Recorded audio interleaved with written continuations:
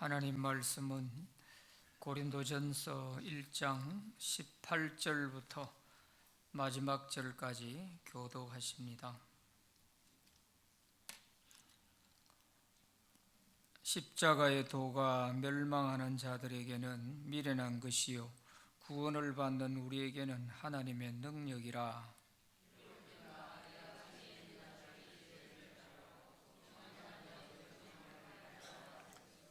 지혜 있는 자가 어디 있느냐? 선비가 어디 있느냐? 이 세대의 변론가가 어디 있느냐?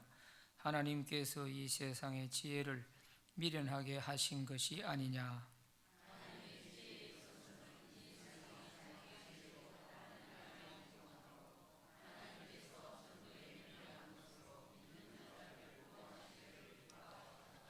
유대인은 표적을 구하고 헬라인은 지혜를 찾으나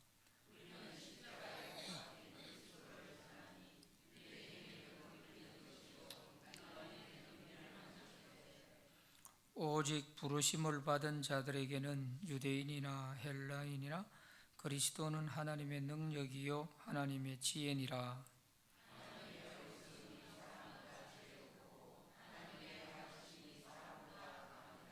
형제들아 너희를 부르심을 보라. 육체를 따라 지혜로운 자가 많지 아니하며 능한 자가 많지 아니하며 문벌 좋은 자가 많지 아니하도다.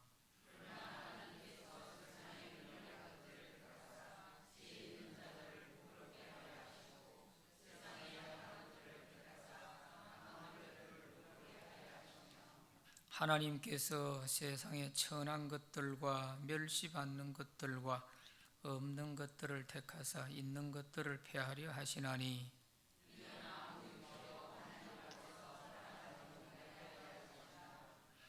너희는 하나님으로부터 나서 그리스도 예수 안에 있고 예수는 하나님으로부터 나와서 우리에게 지혜와 의로움과 거룩함과 구원함이 되셨으니 기록된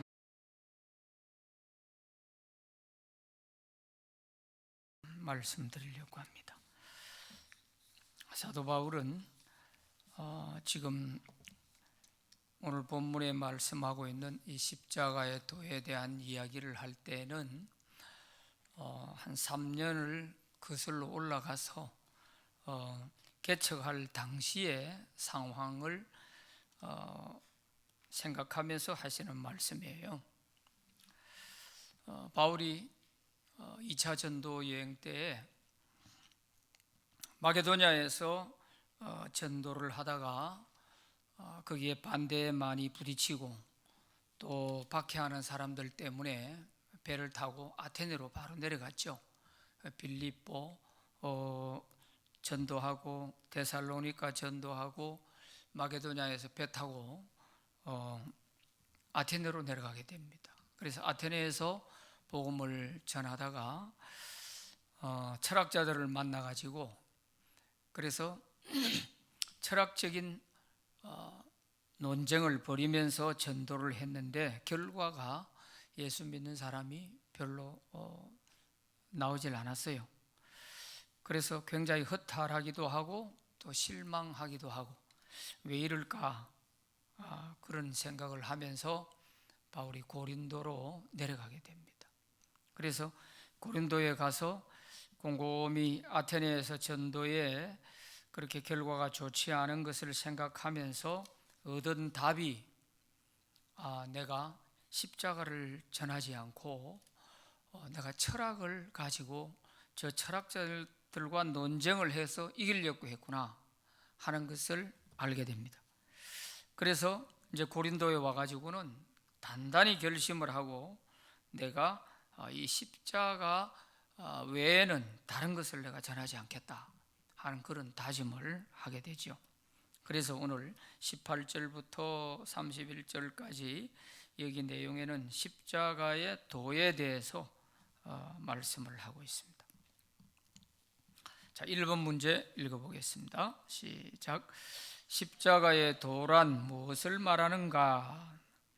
십자가의 도란 것은 예수님이 십자가에 돌아가심으로써 우리 모든 인류를 구원하시게 되었다 하는 이 진리를 말하는 것입니다. 예수님이 십자가에 돌아가심으로 모든 인류를 죄에서 구원하게 된다고 하는 이것은 쉽게 이해하기가 참 어려운 사항이에요. 그래서 이 십자가의 도하는 이것을 그리스 말의 그 원문을 보면 호로고스 호투 스타우루 하는, 스타우루가 이제 십자가입니다. 그런데 십자가의 도라는 이것은 여기 로고스라, 호로고스, 그 말씀, 그런 뜻이에요. 십자가의 그 말씀, 그런 뜻입니다. 그러니까 예수님이 십자가에 돌아가심으로써 모든 인류를 죄에서 구원하시는 이 하나님이 알려주신 구원의 방법, 이것을 가리켜 여기서 십자가에 도라, 그렇게 말씀하고 있는 것입니다. 그래서 바울은 그 앞절 17절에 거기 보면 자기가 고린도에서 복음을 전할 때에 인간의 말이나 지혜로 하지 아니하고 오직 복음만 전하려고 했다 하는 그런 말을 하고 있잖아요. 오직 복음을 전하게 하려 하심이로되 말의 지혜로 하지 아니함은 그리스도의 십자가가 헛되지 않게 하려 함이라. 왜? 아테네에서 실패를 해봤잖아요. 그래서 바울은 오직 복음만 전하겠다, 인간의 말로 하지 않겠다. 왜? 그리스도의 십자가가 헛될 수 있기 때문에요. 그래서 이 십자가의 도에 대해서 많이 강조를 하게 됩니다. 그래서 우리가 전도를 잘할 수 있는 방법은 말재간이 좋아서 되는 게 아니고요, 또 세상 지식이 많아가지고 공부 많이 했다고 되는 것도 아니고, 또 세상적으로 사회적으로 높은 지위에 있다고 해가지고 되는 것도 아니에요. 전도를 잘하는 방법은 그야말로 십자가의 능력을 의지하고 이 십자가의 방법을 아는 것만이 우리가 구원받는 길이다 하는 이것을 전도하는 사람 자기 자신이 이걸 깨달아야 돼요. 자기 자신이 십자가보다도 말재간이 좋아야 된다 생각하면은 나는 말재간이 좋지 않아서 전도를 잘 못해. 또 전도하는데 빈손으로 갈 수 없으니까 뭔가 그래도 가진 게 좀 있어야 전도도 하지, 아무것도 없는 사람은 전도도 하기가 어려워. 이런 생각 가진 사람은 가진 것이 없어서 전도 못하는 게 아니에요. 생각 자체가 십자가를 의지하기보다 뭔가 하나라도 뭘 이렇게 좋은 걸 갖다 주면 그게 전도가 된다고 생각하는 거예요. 이것 자체가 다 알고 보면 뭐예요? 예수님의 십자가를 헛되게 하는 것입니다.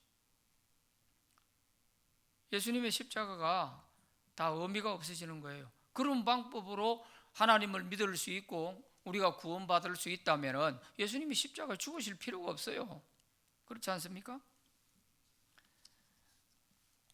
그래서 십자가가 헛되지 않게 하겠다 하는 이것은 바울에게 있어서 아테네에서 깨달은 아주 굉장한 큰 소득이죠. 전도의 실패를 통해서 비로소 깨달은 거예요. 그래서 오늘 우리에게도 정말 우리가 구원받은 것이 다른 방법이 없습니다. 오직 십자가의 도를 통해서 우리가 구원받은 것이잖아요. 구원받는 데는 이 방법밖에 없으니까요. 우리가 구원을 이렇게 받아놓고 다른 사람 전도할 때는 다른 방법을 가지고 전도하면 될 것이라 생각하는 이거 자체가 우리에게 굉장히 모순을 갖고 있지 않습니까? 그래서 이 말씀 한 절 한 절이 또 한마디 한마디가 굉장히 오늘 우리로 하여금 생각을 많이 하게 하는 말씀들인 것입니다. 그래서 이 말의 지혜, 또 사람의 기술, 어떤 다른 인간적인 방법, 이런 거 별의별 걸 다 해도 그것 가지고 되는 게 아니에요. 그것 가지고. 그래서 가끔 이렇게 믿는 사람들이 그런 얘기를 해요. 요새 그래야 한다고 예수 믿을 사람이 어디 있나? 그래야 한다고 전도가 되나? 이런 식으로 가볍게 취급을 하는데 그렇지 않습니다. 절대 그렇지 않아요. 십자가의 도를 우리가 분명하게 전할 때 말은 좀 서툴고 세상 지식은 좀 부족하고 해도 이 십자가의 도가 믿는 자에게는 능력이 되고 구원이 되기 때문에, 그래서 이 십자가의 도를 우리가 잘 설명을 해줘야 됩니다. 이 방법밖에는 없는 것이죠. 자, 2번 문제 읽어봅니다. 시작. 멸망하는 자들과 구원받을 우리는 각각 누구를 말하는가? 멸망하는 자들과 구원을 받는 우리는 누구를 말하나? 18절에 그게 나와 있죠. 십자가의 도가 멸망하는 자들에게는 미련한 것이요 구원을 받는 우리에게는 하나님의 능력이 된다. 여기서 멸망하는 자들은 누구죠? 복음을 전해도 받아들이지를 않는, 우습게 여기는 이 사람들이 멸망하는 자들이에요. 예수 믿고 꼭 구원받아야 됩니다. 예수 믿지 않으면 지옥 갈 수밖에 없어요. 이렇게 한마디 툭 던지는 것이지만 그것은 그 사람에게 있어서는 굉장히 치명적인 것입니다. 왜냐하면 변명할 여지가 없거든요. 끝까지 자기가 안 믿고 만약에 주님 앞에 섰을 때 변명할 여지가 없어요. 아무도 나에게 이 십자가의 도, 구원받는 방법을 가르쳐 준 사람은 없었어요. 교회 다니는 사람은 내 주변에 많이 있었지만 나에게 정말 구원받을 수 있는 십자가의 도를 이야기해 준 사람은 없었어요. 예수님의 십자가의 그 죽음을 통해서 우리가 구원받는데 그거 믿음으로 안 받아들이면 당신 지옥 가요. 이거 똑부러지게 이야기해 주는 사람이 나한테 없었어요. 이렇게 말을 한다면 아마 그 사람 주변에 있었던 믿는 사람들이 아마 문책을 안 받겠습니까? 당신 주변에 어떤 믿는 사람들이 있었냐? 응? 어느 교회 다니는 사람 누가 있었냐? 한번 이야기해 봐. 이럴 때 우리가 소환돼 갈 수 있겠죠. 그래서 분명하게 이 얘기를 해줘야 되는 거예요.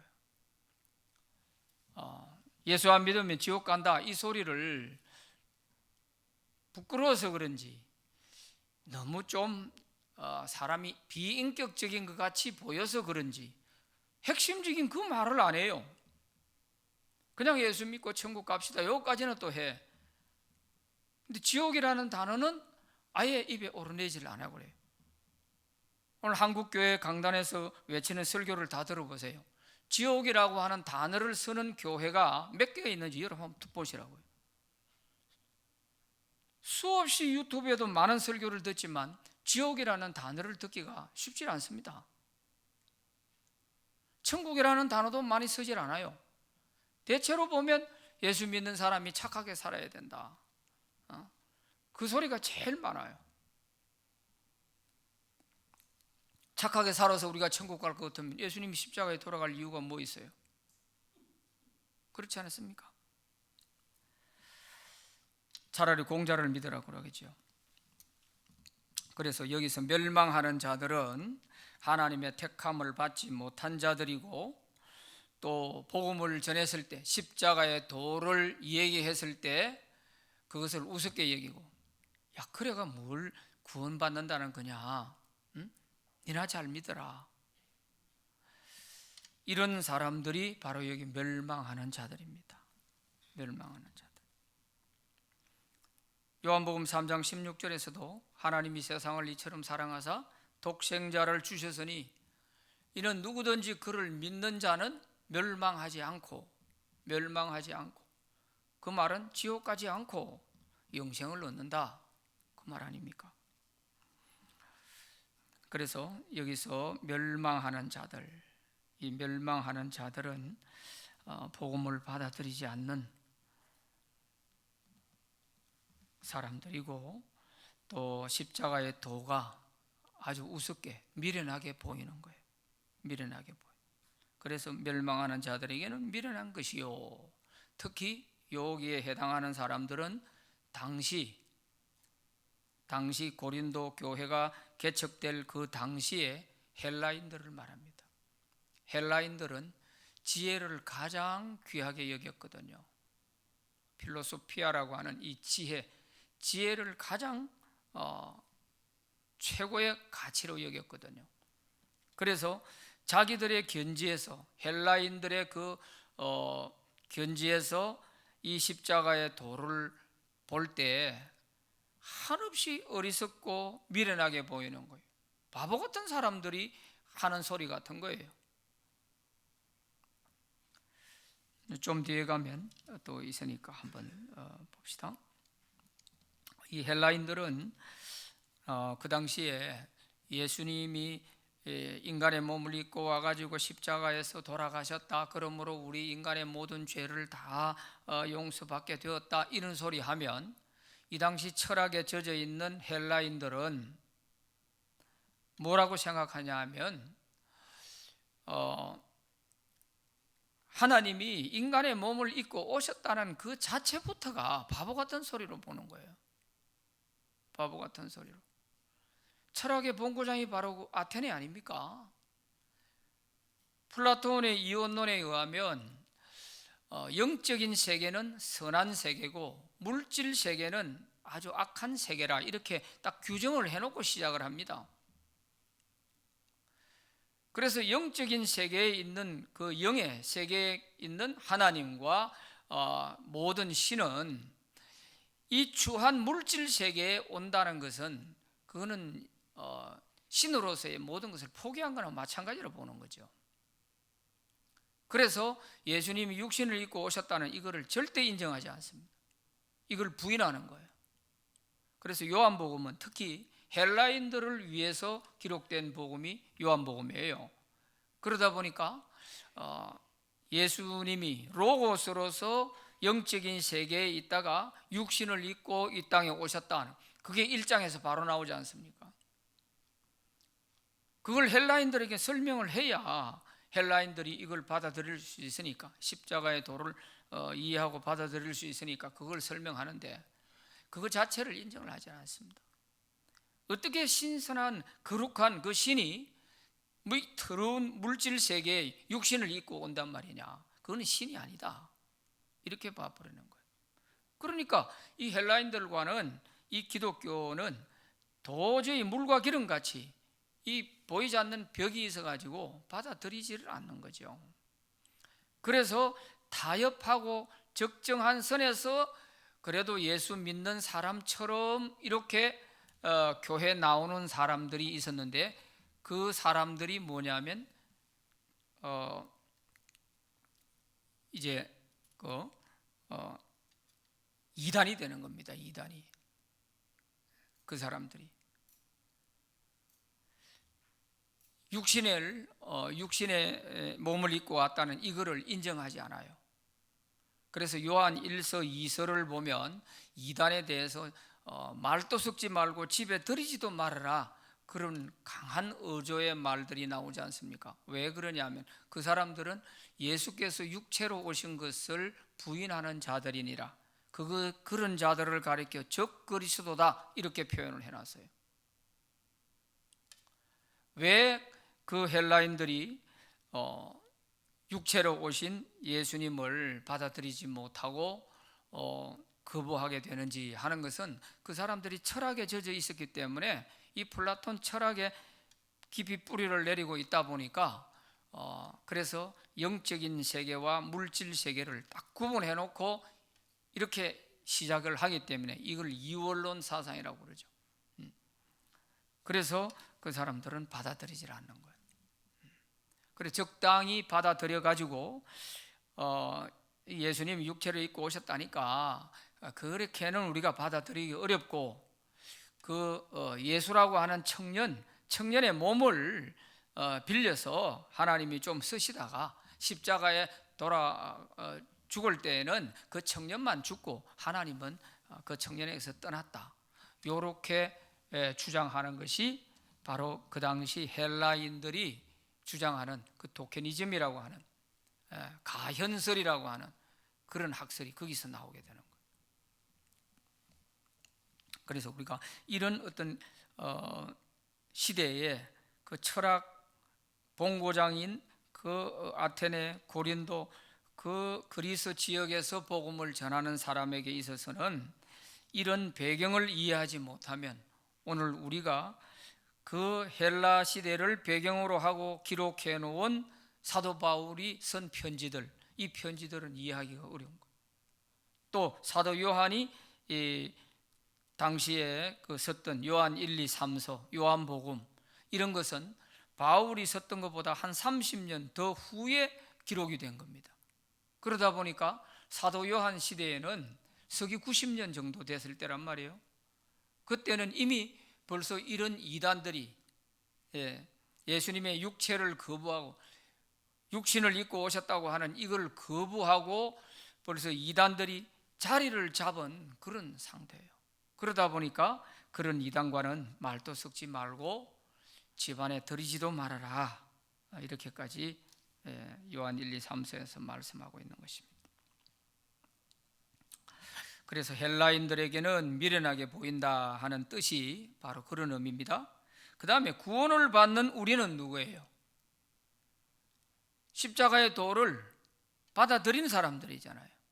십자가의 도를 이해하고 이거를 받아들여서 그 예수를 믿고 그 예수의 말씀에 순종하고 따라 살아가는 사람, 이 사람이 구원을 받는 사람들이죠. 이 사람들에게는 이 십자가의 도가 구원의 큰 능력이 되는 거예요. 구원의 능력이. 우리가 무슨 방법, 무슨 능력을 가지고 우리가 천국에 갈 수 있겠어요?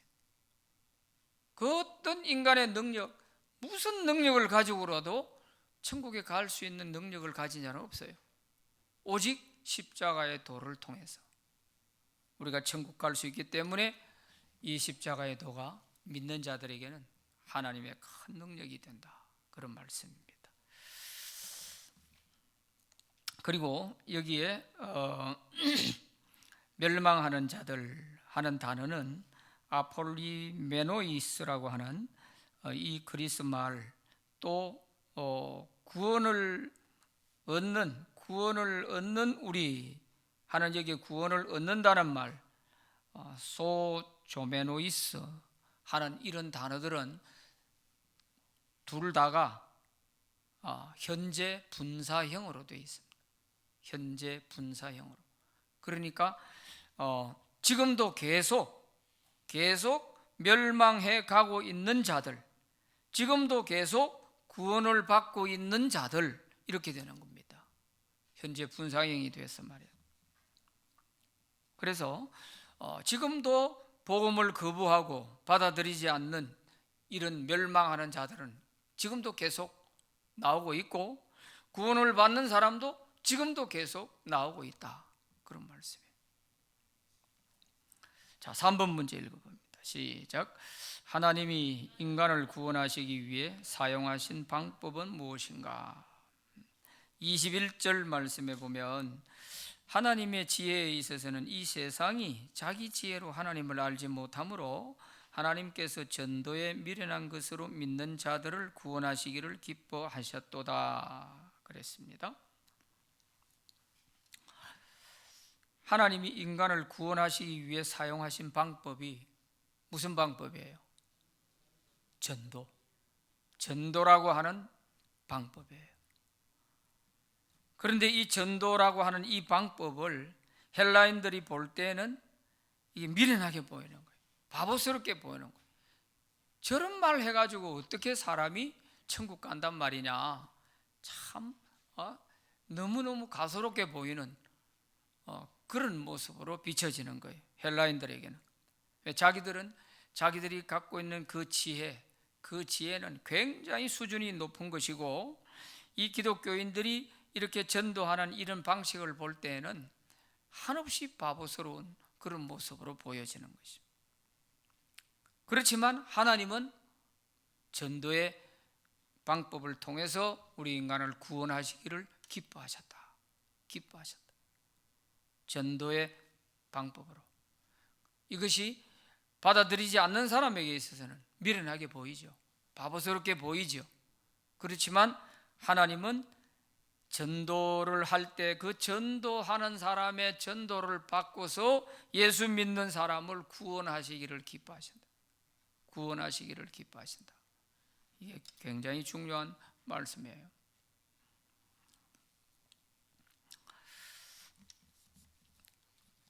그리고 대체로 우리가 그 교회에서도 보면 전도에 대한 얘기를 할 때 전도는 하면 되는데 자꾸만 우리 믿는 사람들의 그 삶이 좋지 못해 가지고 전도에 방해가 되는 것은 사실이에요. 우리 삶이 뒷받침이 안 되면 전도에 방해가 되고 오히려 믿는 사람을 실족해 하고 떨어뜨리게 되는 이런 면은 분명히 있지만 그러나 전도를 하는 데 있어서 우리가 정말 예수님처럼 그렇게 완벽하게 살아가지고 말 안 해도, 예수 믿으란 말 안 해도 그 사람이 내 삶의 모습만 보고 나도 예수 믿어야 되겠다, 이렇게 해서 예수 믿는 사람이 있나요? 한 사람도 없어요. 내가 아무리 천사처럼 산다 할지라도 내 삶의 모습만 보고 그 사람이 예수 믿을 수가 없어. 누군가는 그 사람에게 예수님은 이런 분이라고, 예수님이 십자가에 돌아가심으로 우리 죄를 용서하셨고 우리가 구원받을 수 있다고 하는 것을 분명히 이 얘기를 해줘야 돼요. 그래서 우리가 이 십자가의 도를 믿고 예수를 믿고 구원받은 사람이기 때문에 우리가 이렇게 선하게 살아가는 것이라고 이렇게 해줘야 되지. 착하게 살아야 전도가 되지. 우리 삶이 예수 믿으면서 교회 다니면서 세상 사람하고 똑같이 살면서 이래가 무슨 전도가 되냐, 이런 식으로 얘기를 하면요, 전도할 사람 교회에 몇 명 있겠어요? 아무도 전도할 용기가 없어요. 용기가 없어. 그렇지 않아요?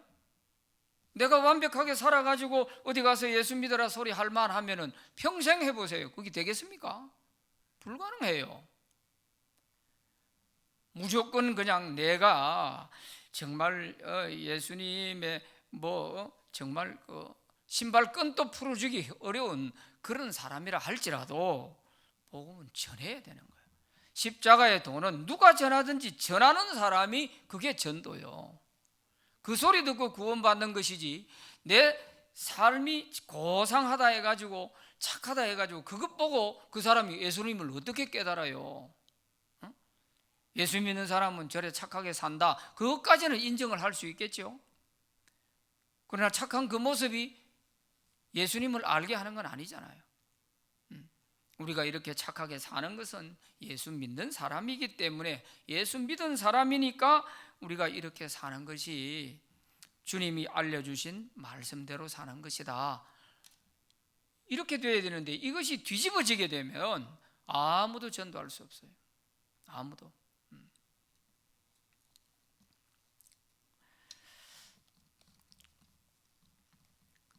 그 울산에 여기 그 김관성 목사라고 하는 침례교회 그 목사님 한 분은 자기가 어떻게 해서 예수 믿었냐, 그 간증하는 것을 유튜브에 올라와 있는 거 여러분 한번 보세요. 어떻게 해서 예수 믿었냐 하면 자기 형님이 조폭이야. 자기 형님이. 그래서 부모님 일찍 돌아가시고 또 그러다 보니까 자기가 형으로서 동생들을 책임을 져야 되는데 이 동생들을 어떻게 해야 되겠나, 자기는 조폭이고 그래도 가정은 어떻게 하든지 이 동생들만큼은 나처럼 이렇게 안 돼야 되겠는데 하는 이런 생각에서 그 동생들을 두고서 가만히 생각하다 보니까 얘들을 교회로 보내면 되겠다, 이런 생각이 들어가지고 자기 동생을 교회로 보냈다는 거예요. 그래서 교회 꼭 가라 이래서 교회 한 번 안 가면 형한테 막 뒤지게 맞는 거예요. 그렇게 두드려 맞고 그 겨울에 옷을 다 벗겨놔놓고 얼마나 그 채찍으로 때리고 그 우물에 물 퍼가지고 뒤집어 씌우고 이렇게 매를 맞고 형이 겁이 나서 교회를 갔다는 거예요. 이렇게 해서도 예수 믿고 목사가 된 거예요. 조폭이 전도한 거 아니에요. 자기 형이지만 그 형이 뭐 좋은 본을 보여가지고 자기가 예수 믿은 게 아니잖아요. 그러니까 어찌됐든 그가 강제로 교회로 보내는 데까지는 자기 형의 역할을 했지만 교회 가서 들어보니까 들은 게 복음 아니겠어요? 십자가도 아니겠어요? 그래서 전도는 어떤 사람이든 간에 심지어는 안 믿는 사람이 교회 한번 가봐라, 교회 가면 좋다 이 소리를 한다니까요. 그래서라도 교회 나왔다가 복음 듣고 또 구원받는 사람이 생기잖아요. 그런데 우리 믿는 사람들이라는 사람들이 고상하게 우리가 착하게 살아서 좋은 모습을 보여줘야 예수 믿지. 물론 전도하는 데 있어서 도움은 될 수 있어요. 그러나 내가 자격이 안 돼도 무조건 그냥 전해야 되는 겁니다. 십자가의 이 도, 십자가의 원리, 이 방법으로 하나님은 우리를 구원하시기로 정해놓은 방법이니까 이거 외에는 다른 방법이 없다. 이거를 우리 자신들이 확실히 알아야 돼요. 내가 때로는 빈손으로 갈 수도 있어요. 꼭 들고 가야만 되는 게 아니에요. 빈손으로 간다 할지라도 가서 또 싫어할 때도 있죠. 싫어해도 가서 또 전하는 거예요. 믿게 하는 건 하나님이 하시니까 우리가 이것저것 눈치 봐가면서 뭐 이렇게 해가지고는 전도는 내 능력을 믿는 거잖아요.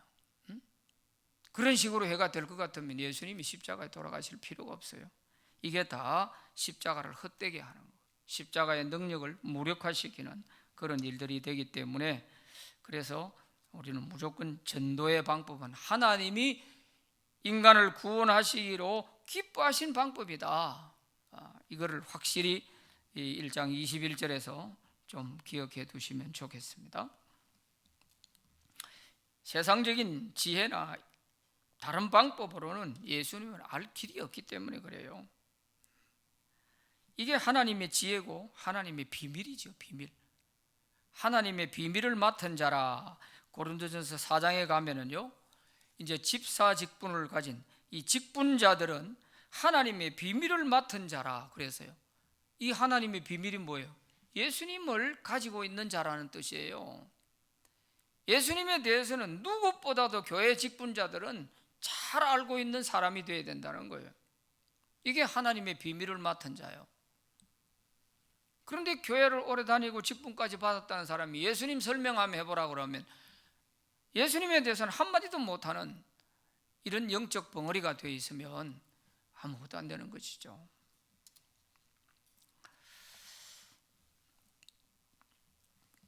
그래서 그 24절에 가서 보면 그리스도는 하나님의 능력이요 하나님의 지혜라 그랬어요. 하나님의 지혜. 예수님이 하나님의 지혜예요. 지혜. 오늘 지혜라는 말도 자꾸 많이 나옵니다. 그런데 이 지혜가 바로 하나님께서 예수님을 통해서 우리 인간을 구원하겠다고 만들어 놓은 방법이다 보니까 그 예수님이 우리를 구원하는 데 있어서 지혜라는 거지. 자, 요한복음 13장 20절 한번 같이 읽어봅니다. 시작. 내가 진실로 진실로 너에게 이르노니 내가 보낸 자를 영접하는 자는 나를 영접하는 것이요 나를 영접하는 자는 나를 보내신 이를 영접하는 것이니라. 아멘. 여기서 가만히 보세요. 전도하는 사람의 그 위상이 어느 정도인가 하는 것을 아셔야 돼요. 내가 보낸 자를, 여기는 예수님이 보낸 자 말 아니에요? 예수님이 보낸 자를 영접하지 않는 자, 받아들이지 않는 자는 예수님을 받아들이지 않는 것이고, 예수님을 받아들이지 않는 자는 하나님을 받아들이지 않는 것이라는 거예요. 그러니까 전도자는 누구의 대리라는 거예요? 예수님을 대리해서 전하는 것이거든요. 그래서 이것을 가리켜서 고린도후서 5장 20절에서는 그리스도의 대사라고 그랬어요. 대사. 우리가 다 그리스도의 사신이 되어 그랬는데 그 사신이라는 단어가 대사라는, 엠바서더, 대사라는 뜻이에요. 그리스도로부터 우리가 천국에서 파송받아 있는 대사, 미국 대사가 우리 한국에 나와 있으면 그 대사는요, 우리 한국에 있지만은, 주재하고 있지만은 우리 한국의 법을 전혀 받지 않습니다. 이거를 치외 법권이라고 그래요. 우리 한국의 재판, 형법, 무슨 모든 법을 일체 받지 않습니다. 세금법도 모든 법을 타치받지 않는, 그게 바로 대사예요. 대사. 그래서 전도자를 가리켜서 대사라고 이렇게 표현을 할 만큼, 그만큼 위상이 예수님을 대신하고 있기 때문에 그런 것입니다. 그래서 전도자를 하나님이 보호하시고 그런 것이죠. 자, 예수님이 직접 하신 말씀 또 한번 봅시다. 마태복음 10장 40절 시작. 너희를 영접하는 자는 나를 영접하는 것이요 나를 영접하는 자는 나를 보내신 이를 영접하는 것이니라. 이렇게 해놓았는데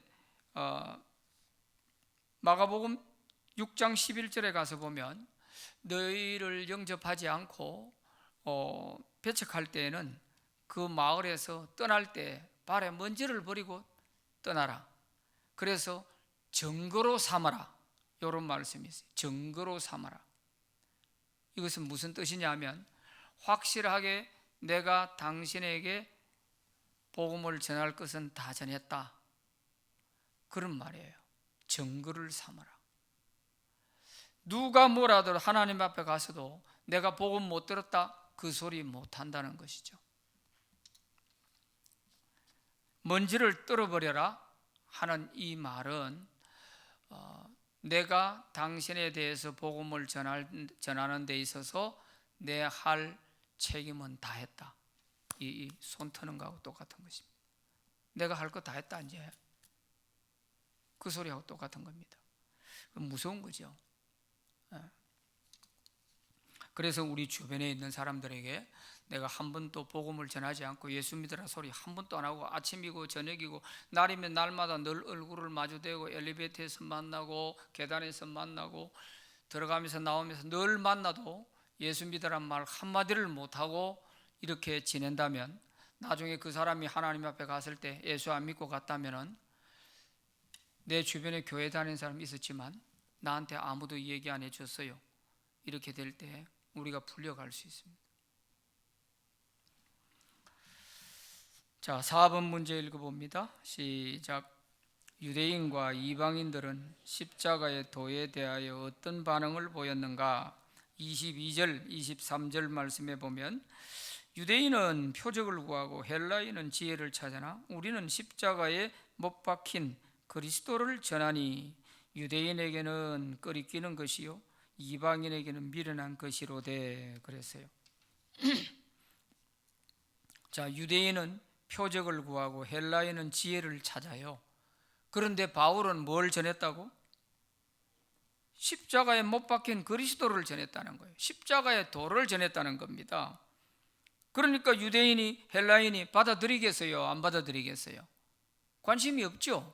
자기들이 원하는 것은 유대인은 표적을 원하고 헬라인은 지혜를 원하고 있는데 이것과 전혀 상관없는 십자가의 도를 얘기하니 이 사람들이 그걸 받아들이겠어요? 안 받아들이는 건 당연한 거 아니겠어요?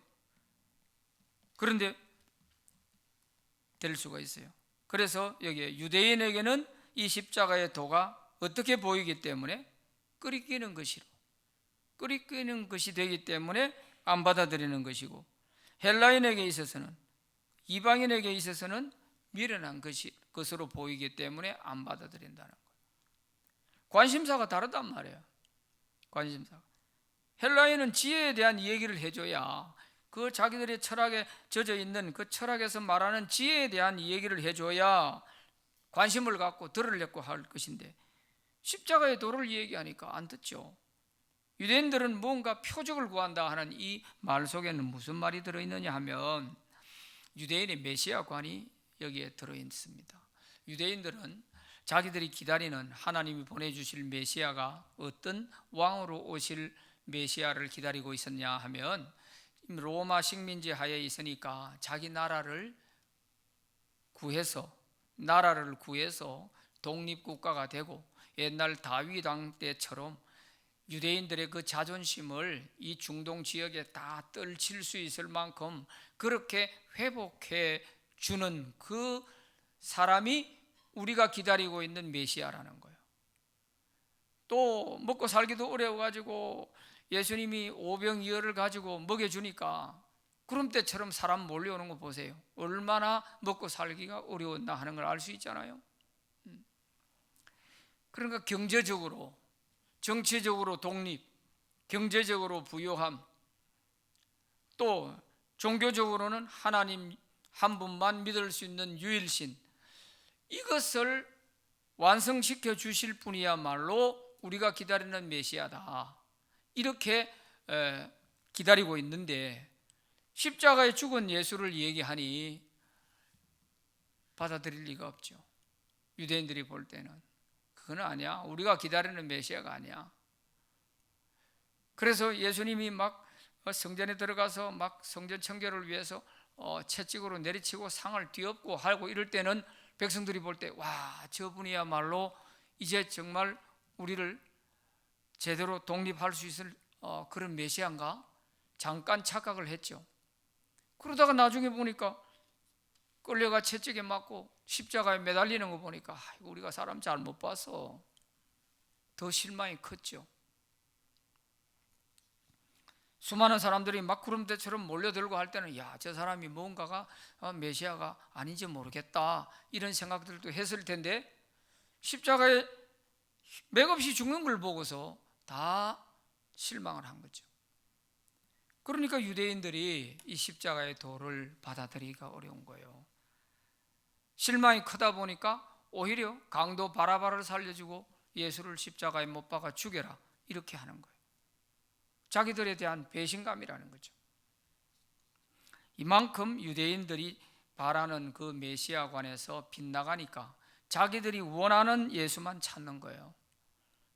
하나님이 보내주실 메시아가 어떤 분인가를 생각을 안 하고 자기들의 당면한 문제를 해결해 줄 수 있는 그런 메시아를 기다리고 있는 거예요. 오늘 우리도 마찬가지입니다. 우리가 예수 믿을 때 내가 원하는 예수만 기다리고 있는 거예요. 내가 원하는 예수. 이렇게 되면 절대로 그 사람은 신앙이 바로 설 수가 없어요. 하나님이 보내주신 예수님이 어떤 분인가를 우리가 제대로 알고 배워서 그 예수님을 따라가려고 해야 되는 것이지, 내 입맛에 맞는 예수님을 찾으면 그 사람이 옳은 신자가 되기는 어려워요. 바로 그 말씀인 거예요. 그래서 여기 이방인들 이렇게 이방인에게는 이렇게 되어 있는데, 이방인은 이 당시 이방인은 로마 사람, 헬라 사람, 이 두 종류입니다. 이방인들에게는 미련한 것이다 했잖아요. 그리고 로마 사람은 이 십자가에서 죽는 사람을 가장 경멸히 여기는 사람 아니에요. 오죽했으면 십자가에 죽었겠냐, 무슨 저 사람이 뭐 구세주가 된다, 참 진짜 영 말 같은 소리 좀 해라, 이렇게 바라보는 입장에 있는 이방인이 로마 사람이에요. 로마 사람. 그 당시 로마 풍습이 그랬으니까 십자가에 처형하는 사람은 제일 안 좋은 사람, 이런 사람을 십자가에 처형을 하니까 말이에요. 예수님이 그거 달려 돌아가셨으니까 그 예수님을 구세주다 하고 하나님의 아들이다 하고 이렇게 얘기를 하니까 말 같은 소리 좀 해라, 이 소리 안 하겠어요? 그 사람들의 문화가 그런데, 또 헬라인들은 지혜에 대한 이 얘기를 해줘야 되는데 지혜의 얘기를 안 하고 신이 인간의 몸을 입고 왔다, 이런 소리 하니까 정말 참 말 같지 않은 소리로 들리는 거예요. 그래서 이방인에게는 미련한 것처럼 보였다는 것입니다. 자, 5번 문제 읽어봅니다. 시작. 십자가의 도가 오직 하나님의 부르심을 받은 자들에게는 어떤 영향을 주는가? 자, 24절에 오직 부르심을 받은 자들에게는 유대인이나 헬라인이나 그리스도는 하나님의 능력이요 하나님의 지혜가 된다는 거예요. 오직 하나님의 부르심을 받은 자들, 이것은 하나님의 택함 받은 자들이고 하나님이 불러서 예수 믿고 하나님 자녀로 삼으려고 하는 사람들이에요. 이게 부르심을 받은 자들입니다. 이 사람들은 십자가의 도를 잘 받아들이고 깨달아져요.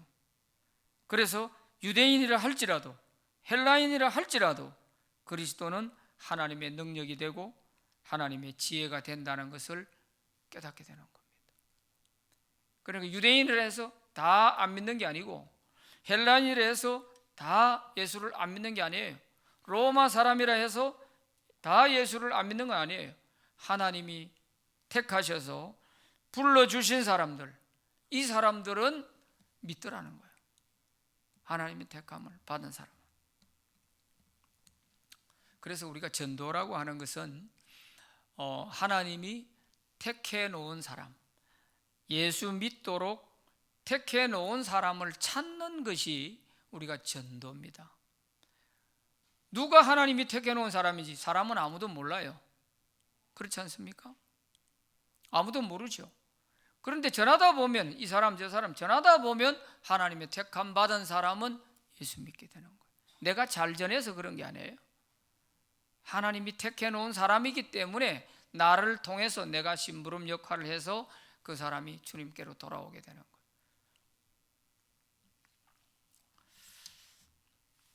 그래서 이 십자가의 도는 하나님의 부르심을 받은 자, 택함 받은 자들에게는 하나님의 지혜가 된다는 것, 또 하나님의 능력이 된다는 것, 그것을 믿고 깨달아진다 하는 말씀이에요. 그래서 이 부르신다 하는 클레토이스라고 하는 이 단어는 신학적으로 좀 어려운 단어인데요, 효과적인 부르심이라고 이렇게 신학에서 말하는 것입니다. 효과적인 부르심. 이것은 그냥 뭐 교회에 나오는 정도 이런 게 아니고 하나님이 택해 놓으셔서 그 사람으로 하여금 확실히 하나님이 자기를 택하셨다는 것과 불러주셨다는 것, 이것이 그대로 믿어지는 거예요. 믿어지고 깨달아져서 주님을 받아들이는 이런 사람이 효과적인 부르심이라고 이렇게 말하는 것입니다. 6번 문제 읽어봅니다. 시작. 고린도 교회가 하나님의 부르심을 받았을 때 주로 어떤 자들이었는가?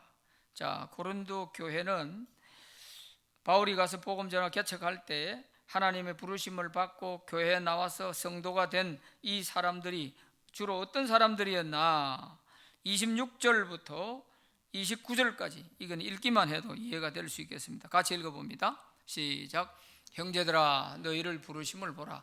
육체를 따라 지혜로운 자가 많지 아니하며 능한 자가 많지 아니하며 문벌 좋은 자가 많지 아니하도다. 그러나 하나님께서 세상에 미련한 것들을 택하사 지혜 있는 자들을 부끄럽게 하려 하시고 세상에 약한 것들을 택하사 강한 것들을 부끄럽게 하려 하시며 하나님께서 세상에 천한 것들과 멸시받는 것들과 없는 것들을 택하사 있는 것들을 폐하려 하시나니 이는 아무 육체도 하나님 앞에서 자랑하지 못하게 하려 하심이라. 아멘. 자, 여기 보면 처음 예수 믿고 고린도 교회 성도가 된 사람들 가운데에는 주로 어떤 사람들이었다는 거예요? 인간적으로 볼 때 다 별로 그런 사람들이었어요. 그래서 거기 지혜자가 많지 않고 유능한 자가 많지 않고 가문이 좋은 자도 많지 않고 건강한 자보다 약한 자가 많고 부자보다 가난한 사람이 더 많고, 이런 사람들이 다 예수 믿고 하나님의 부르심 받아서 나와서 처음에 고린도 교회가 시작이 됐다는 거예요. 이것은 바울이 이 얘기를 해줄 때 고린도 교인들이 이 편지를 봤을 때 아마 고개가 끄덕여졌을 거예요. 맞다. 우리 가운데 제대로 된 사람 누가 있냐? 아마 인정해서 그럴 것 같아요. 그런데 이 속에 왜 하나님이 이렇게 하셨는지 하는 것을 여기에 보여주고 있는데, 그게 뭐예요? 약한 자를 불러서 예수 믿게 해가지고 강한 자를 부끄럽게 하고, 가난한 자를 불러서 부한 자를 부끄럽게 하고, 미련한 자를 불러서 지혜로운 사람을 부끄럽게 하고, 하나님을 믿으면 이렇게 된다는 것을, 하나님이 살아계시다는 것을 이런 약하고 무능하고 부족한 이런 사람들을 통해서 오히려 더 하나님을 나타내신다는 거예요. 그래서 예수 믿게 된 것에 대해서 아무도 자기 육체를 자랑할 게 없다. 하나님 앞에서 자기를 자랑할 아무것도 없다. 그 말을 29절에서 하고 있죠. 자랑할 게 없어야 하나님의 은혜라는 걸 알지요. 내가 자랑할 게 많고 내 같은 사람이 예수 안 믿으면 누가 믿어? 이런 마음 가진 사람은 절대로 자기가 하나님의 은혜로 예수 믿고 구원받았다는 생각을 안 합니다. 내 같은 사람, 내 정도 되면은 예수 믿을만 하지, 이렇게 생각할 거 아니에요? 그 사람이 정말 구원받았을까요? 아니란 말이죠. 그런 점에서 우리가 구원받은 것은 정말 아무것도 자랑할 게 없어요. 다만 오직 하나님의 은혜에 감사할 뿐이고 기뻐할 뿐이죠. 에베소서 2장 8절 9절 같이 읽어봅니다. 시작. 너희는 그 은혜에 의하여 믿음으로 말미암아 구원을 받았으니 이것은 너희에게서 난 것이 아니요 하나님의 선물이라. 행위에서 난 것이 아니니 이는 누구든지 자랑하지 못하게 하려 함이라. 구원은 하나님의 선물이기 때문에 아무도 자랑할 게 없다. 자랑할 자가 없다. 그저 하나님이 주신 선물이니까. 7번 같이 읽어봅니다. 시작. 예수님은 믿는 자에게 어떤 결과를 주신 분인가? 30절 말씀에 너희는 하나님으로부터 나서 그리스도 예수 안에 있고 예수는 하나님으로부터 나와서 우리에게 지혜와 의로움과 거룩함과 구원함이 되셨으니 그랬어요. 자, 여기서 예수님은 믿는 자에게 있어서 지혜와, 이거는 뭐예요? 하나님의 지혜라는 말이죠. 예수님이 우리 인간이 구원받을 수 있는 하나님의 지혜다. 또 의로움과 하는 말은 뭐예요? 우리를 의롭다 하셨잖아요. 의롭다 함을 받을 수 있게 해주신 분이 예수님이잖아요. 또 거룩함과, 교회를 거룩하다 한 이유가 뭐예요? 주님이 거룩하시니까 거룩하신 그분이 구원하셨기에 교회는 거룩한 거예요. 우리 자신이 거룩한 게 아니에요. 그리고 구원함이 되었다. 구원함이. 그러니까 예수님이 믿는 자에게 이런 결과를 주신 거예요. 예수님을 알게 하고 우리가 의롭다 함을 받고 또 거룩한 성도라고 불러주시고 구원받은 하나님의 자녀라고 이렇게 삼아주시는 이런 것은 다 정말 하나님의 은혜일 뿐이죠. 그래서 이 십자가의 도에 대해서 바울이 이렇게 강조하는 데에는 그만큼 다른 방법으로 하다가 실패했기 때문에 그는 단단히 결심하고 오직 헬라인이나 유대인이나 이 십자가의 도만 청구하겠다 그랬어요. 오늘 우리에게도 정말 예수님의 이 십자가, 이 구원의 원리를 누구를 붙잡고라도 좀 잘 설명하고 전해주는 이것이 우리의 전도입니다. 이것 잘하는 사람 하나님의 보호받고 하나님의 복을 받게 되는 것입니다. 우리 모두가 다 이런 하나님이 기뻐하시는 전도자가 될 수 있기를 바랍니다. 기도합시다. 하나님 아버지 감사합니다. 오늘 사도 바울이 깨달았던 십자가의 도, 오늘 우리도 깨달을 수 있도록 은혜를 주셔서 감사합니다. 이 방법 외에는 인간이 구원받을 방법이 없으므로 그래서 우리는 꼭 이 십자가의 도를 반드시 우리 주변 사람들, 가족들에게 전해서 한 사람도 구원에 낙오되는 자 없도록 은혜를 주시기 원합니다. 이 시간 귀한 하나님의 주신 은혜에 감사하여 귀한 감사 예물을 드리